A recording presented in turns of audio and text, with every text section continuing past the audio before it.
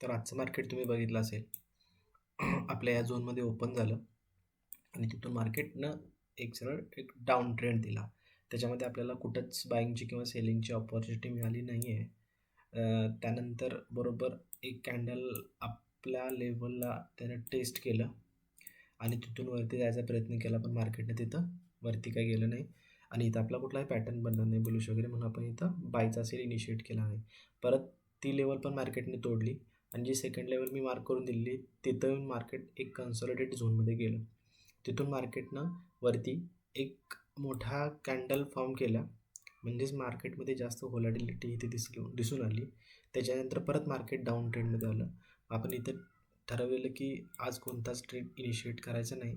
त्यानंतर आपल्याला इथे एक पॅटर्न सापडलेला बाईंगसाठी अपॉर्च्युनिटी 10:05 ते 10:06 म्हणजे 10 वाजून 6 मिनिटांनी आपल्याला एक ट्रेड सापडलेला. छोटासा आपला इथला SL 1:2चं टार्गेट, म्हणजेच आपल्या ह्या लेवलपर्यंत जरी टार्गेट ठेवलं असतं तरी अचीव झालं असतं, पण तो ट्रेड आपण इनिशिएट केला नाही, कारण इथं मार्केटमध्ये मोठ्या मोठ्या कॅन्डल बनत होत्या आणि आपला SL हिट होण्याचे जास्त चान्सेस होते आणि आपला 10 पॉईंटचा जरी SL इथं बसत नव्हता. जर तुम्ही बघितलं 10 वाजून 6 मिनिटाने, तर आपण ऑप्शनमध्ये गेलो 10 वाजून 6 मिनिटांनी, तर तुमच्या लक्षात येईल की त्यावेळी आपला जो SL आहे 10 पॉईंटचा आपण SL ठेवतो तो मॅनेजेबल नव्हता. म्हणजे आपल्याला SL मोठा ठेवावा लागत होता, म्हणून आपण तिथं ट्रेड इनिशिएट केला नव्हता. पण आपलं टार्गेट मात्र तिथं हिट झालेलं आहे. जर 10 वाजून 6 मिनिटांनी तुम्ही बघितलं असेल, 10 वाजून 6 मिनिटांनी म्हणजे इथं आपला ट्रेड इनिशिएट होत होता. त्याच्यानंतर आपलं 10 पॉईंटचं टार्गेट, 10 पॉईंटचा SL असतो, तो 10 पॉईंटचा SL न ठेवता आपल्याला आपण जवळजवळ आपला SL 22 पॉईंटपर्यंत गेला असता. टार्गेट मात्र आपल्याला त्याच्यानंतर अचीव झालेलं आहे. जर 1:2 बघायला गेलं तर टार्गेट आपलं इथं अचीव झालेलं होतं. अशा पद्धतीने मी ट्रेड प्लॅन केलेला. त्याच्यानंतर तुम्ही जर बघितलं, इथे एक ट्रेड इनिशिएट झालेला, मार्केट या लेवलला जाऊन वरती आलं आणि रिट्रेस केलं. इथे एक आपण 20-25 पॉईंटसाठी 10 पॉईंटचा SL ठेवून एक ट्रेड इनिशिएट केलेला, बरोबर 10 वाजून 25 मिनिटांनी. 10 वाजून 25 मिनिटांनी तुम्ही जर कॉल बघितला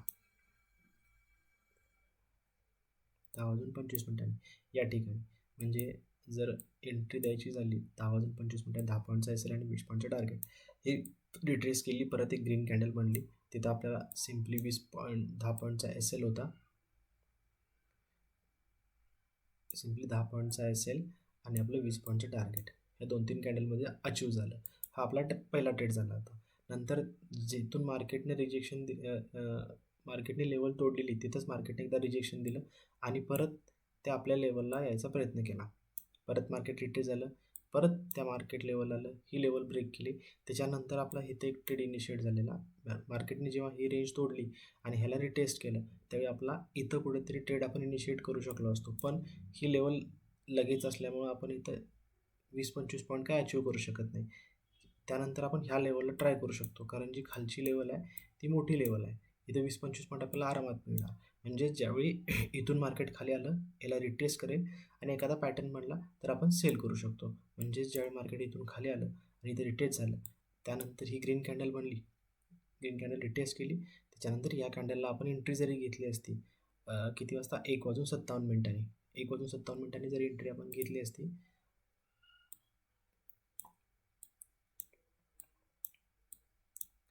1 वाजून 57 मिनिटां आपण जर एंट्री घेतली असती तर आपल्याला आरामात 20-25 पॉईंट अचीव झाले असते त्या ट्रेडमध्ये.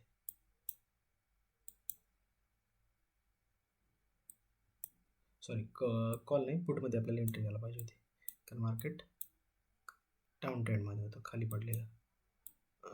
1 वाजून 57 मिनिटांनी म्हणजेच आपल्याला 1:56 आणि 57 या ठिकाणी आपली इथे एंट्री झालेली. जर आपण इथे एंट्री घेतली असती, सिंपल 10 पॉईंटचा SL ठेवला असता आपण, सिंपली 10 पॉईंटचा SL आणि 20 पॉईंटचं टार्गेट.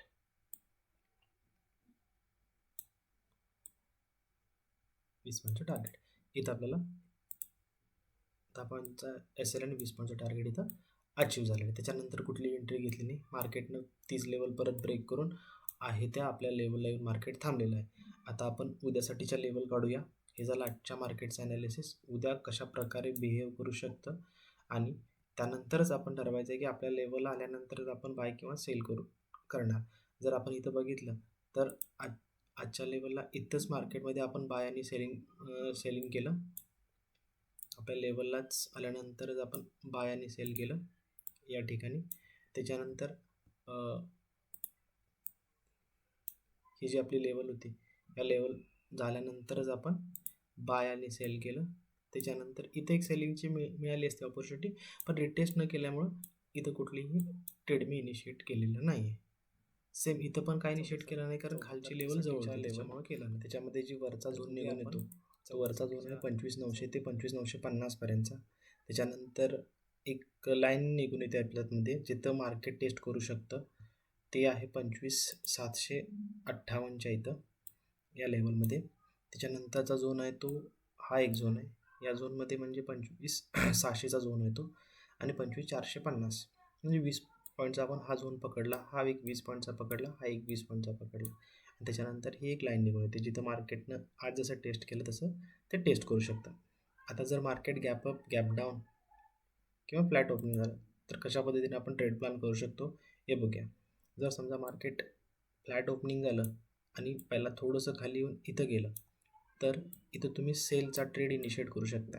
जर आपला पॅटर्न बनला आणि एखादी बेरिश कॅन्डल इथं फॉर्म झाली तर तुम्ही सेलसाठी ट्राय करू शकता. पहिलं टार्गेट आपलं हे असेल.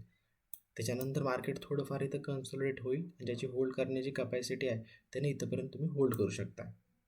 नसेल तर एस एल ट्रेल करू शकता. इथं तुम्ही एस एल ट्रेल केलेला कधीही चांगलं असतं कारण आपल्याला त्याच्यामध्ये मोठं टार्गेट अचीव करता येतं. सेम जर मार्केट गॅप अप ओपन झालं, जर या ठिकाणी मार्केट ओपन झालं, एखादी ग्रीन कॅन्डल झाली आणि इथून सरळ मार्केट इथंपर्यंत गेलं तर आपला इथं कुठलाही बाईंगचा ट्रेड इनिशिएट होणार नाही. या ठिकाणी सेलिंगचाच ट्रेड इनिशिएट होईल. जर मार्केट इथं सरळ गेलं तर समजा इथंपर्यंत मार्केट गेलंच नाही वरती, इथंपर्यंत गेलंच नाही, इथं येऊन इथं एखादा बुलिश पॅटर्न बनला तर इथं आपण बाईंगसाठी ऑपॉर्च्युनिटी शोधू शकतो.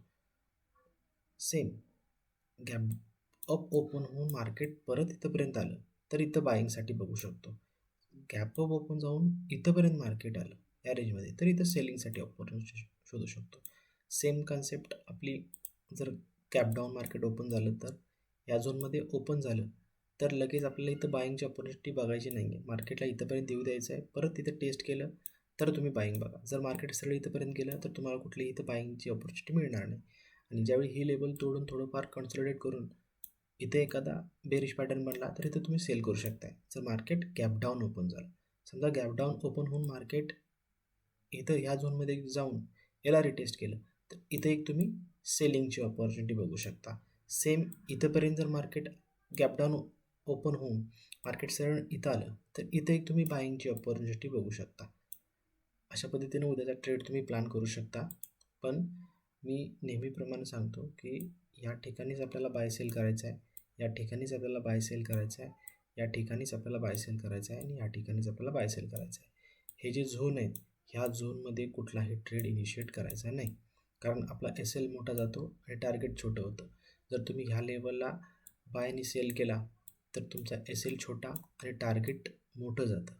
आणि आपण ज्या लेवल देतो त्या लेवल अशा प्रत्येक त्याच्या लाईन निघून येत नाहीत. त्याच्यामुळे तुमचं टार्गेट छोटं होईल किंवा एखाद्या वेळी कोणी सांगतं की प्रत्येक पॉईंटला त्यांची लेवल निघून येते. जिथं स्विंग असतो तिथं लेवल येते, स्विंग असतो लेवल येते. त्यांना टार्गेट ठेवायचं पण अवघड होतं आणि एस एल ठेवायचं पण अवघड होतं. त्याच्यामुळे कुठलाच ट्रेड इनिशिएट करता येत नाही.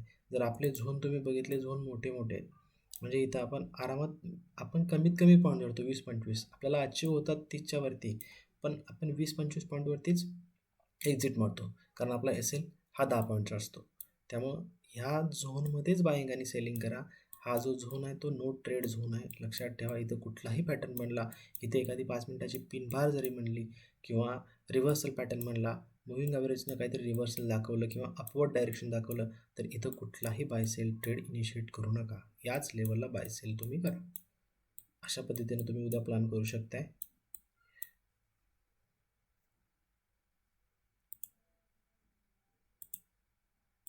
आणि एकदा तुम्ही लेवल बघून घ्या आणि ह्या ड्रॉ करून ठेवा उद्यासाठी.